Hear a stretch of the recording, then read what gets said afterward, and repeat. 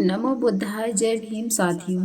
क्या आपने कभी सोचा है कि भारत के हर सरकारी दफ्तर, हर नोट, हर पासपोर्ट और हर सरकारी दस्तावेज पर दिखाई देने वाला अशोक स्तंभ आखिर भारत का राष्ट्रीय प्रतीक कैसे बना? क्या यह सिर्फ एक सुंदर चिन्ह है या इसके पीछे बाबा साहब डॉक्टर भीमराव अंबेडकर की कोई बड़ी सोच छिपी हुई है?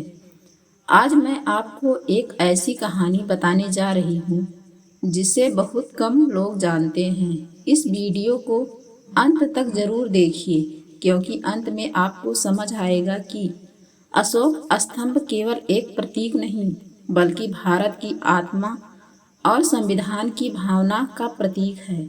अगर आपको इतिहास की ऐसी सच्ची और प्रेरणादायक कहानियाँ पसंद आती हैं तो वीडियो को लाइक कर दीजिए, चैनल बहुजन इतिहास को सब्सक्राइब कीजिए और घंटी का बटन भी दबा दीजिए।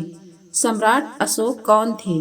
करीब 23 साल पहले भारत में एक ऐसे सम्राट हुए जिनका नाम था सम्राट अशोक। शुरुआत में वे एक शक्तिशाली और कठोर शासक माने जाते थे, लेकिन कलिंग युद्ध में लाखों लोगों की मृत्यु देखकर उनका हृदय बदल गया। उन्होंने हिंसा छोड़ दी और भगवान बुद्ध के धम्म को अपनाया। इसके बाद उन्होंने पूरे देश में शांति, समानता, करुणा और न्याय का संदेश फैलाया। इसी दौरान उन्होंने कई स्थानों पर पत्थर के विशाल स्तंभ बनवाए। इन स्तंभों के ऊपर 4 शेर बने होते थे। यही आज का प्रसिद्ध अशोक स्तंभ है। लेकिन सवाल यह है कि आज़ादी के बाद इतने सारे प्रतीकों में से यही प्रतीक क्यों चुना गया? यहीं से बाबा साहब की भूमिका शुरू होती है।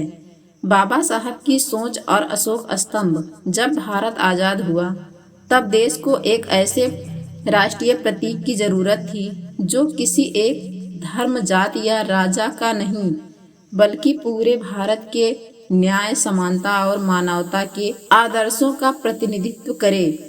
डॉक्टर भीमराव अंबेडकर संविधान निर्माण में केंद्रीय भूमिका निभा रहे थे।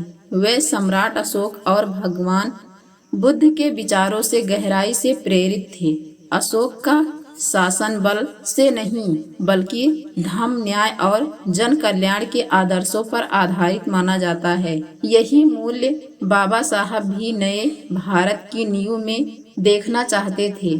इसी सोच के कारण भारत ने सारनाथ के अशोक स्तंभ के सिंह शीर्ष को अपना राष्ट्रीय प्रतीक बनाया। इसके नीचे लिखा गया सत्यमेव जयते और संविधान की मूल भावना न्याय, स्वतंत्रता, समानता और बंधुत्व भी नहीं, मानवीय मूल्यों से मेल खाती है।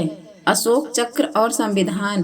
क्या आपने ध्यान दिया है कि हमारे तिरंगे के बीच में भी अशोक चक्र है? यह सिर्फ एक पहिया नहीं है, इसके 24 तीलियां हमें जीवन के ऐसे मूल्यों की याद दिलाती हैं जो समाज को आगे बढ़ाते हैं। सत्य, न्याय, कर्तव्य, अनुशासन और निरंतर प्रगति। बाबा साहब चाहते थे कि भारत केवल राजनीतिक रूप से आजाद ना हो, बल्कि सामाजिक रूप से भी न्यायपूर्ण बने। इसलिए संविधान में समान अधिकार, कानून के सामने बराबरी और भेदभाव के खिलाफ सुरक्षा जैसे प्रावधान दिए गए। अशोक स्तंभ और अशोक चक्र इसी सोच के प्रतीक बन गए। आज हमारे लिए इसका क्या अर्थ है? आज जब भी आप किसी सरकारी भवन पर अशोक स्तंभ देखते हैं तो याद रखिए कि यह केवल 4 शेरों की आकृति नहीं, यह हमें याद दिलाता है कि देश न्याय, समानता और कानून के आधार पर चले।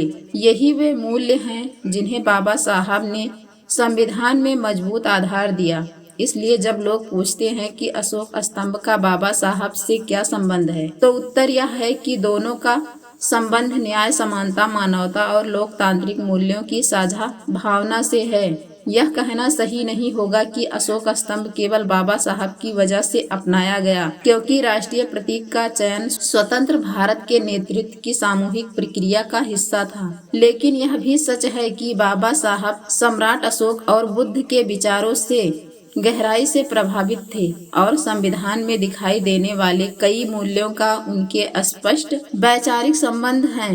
साथियों, अगर आपको यह जानकारी नई लगी हो तो वीडियो को लाइक जरूर करें, कमेंट में लिखिए जय भीम, नमो बुद्धाय। ऐसी ही इतिहास की सच्ची और तथ्य आधारित कहानियां देखने के लिए हमारे चैनल बहुजन इतिहास को सब्सक्राइब करें और अपने दोस्तों के साथ यह वीडियो जरूर शेयर करें। नमो बुद्धाय, जय भीम।